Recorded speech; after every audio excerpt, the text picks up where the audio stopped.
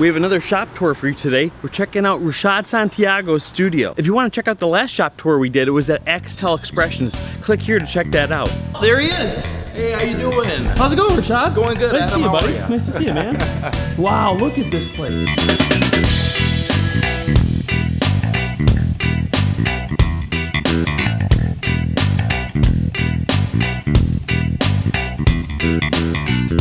Hi, I'm Rashaad Santiago, and I am the Season 6 winner of FaceOff, and this is my studio. A lot of these were some of my first creations. I would say Black Panther, the Guyver, Ultron, this Predator, the Graboid. Those are all made before I even came into this building. I was working out of my home, out of a little corner in my living room, and those were my first couple of creations. When I moved into the building, things just started getting a little bigger and more extravagant, like as you can see with the Velociraptor. Yeah. Now that I have the space to make full things, I'm actually working on the back half of this, which soon will be like a full suit and a full prop to offer to Comic-Cons or to different events like that. Quint from Jaws. We got Gremlins, Mogwai. This is a Predator suit that I made for my buddy. I believe I had like 7 days to do this or something like that. Yeah. Right before Halloween, the Mad Dash. Ultron, Bat Thing. This is the same thing as the Nightmare Batman that I made for a short film that a buddy of mine was doing, and I got to design the Nightmare Batman as well as do a full Batman suit, and Joker, Two-Face. It was a nice workload. If you go to YouTube and you type in Nightmare, you should find it. It's by Palm Drive Productions, or click the link right above.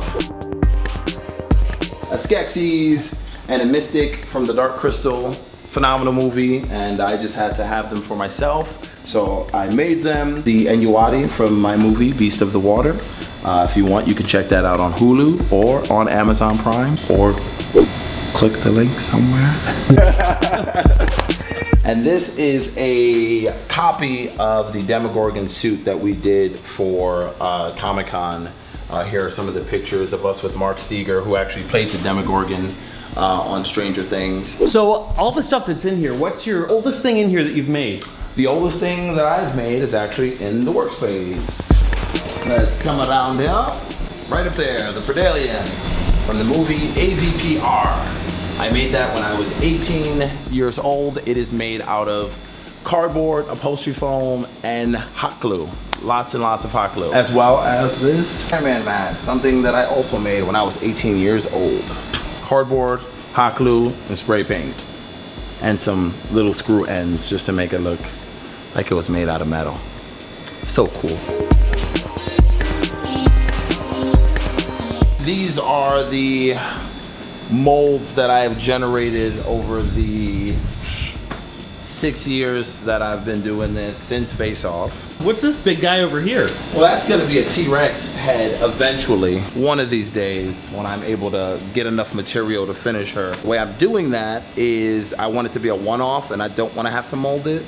So I build a base out of cardboard, wrap that in fiberglass resin, and then wrap the resin in this smooth-on product, shameless plug, Freeform Air, which is kind of like an epoxy putty that dries, and it's really hard and also really lightweight. Looks like there's some stuff going on in the shop today. Can you tell us what's going on here? This is Timmy.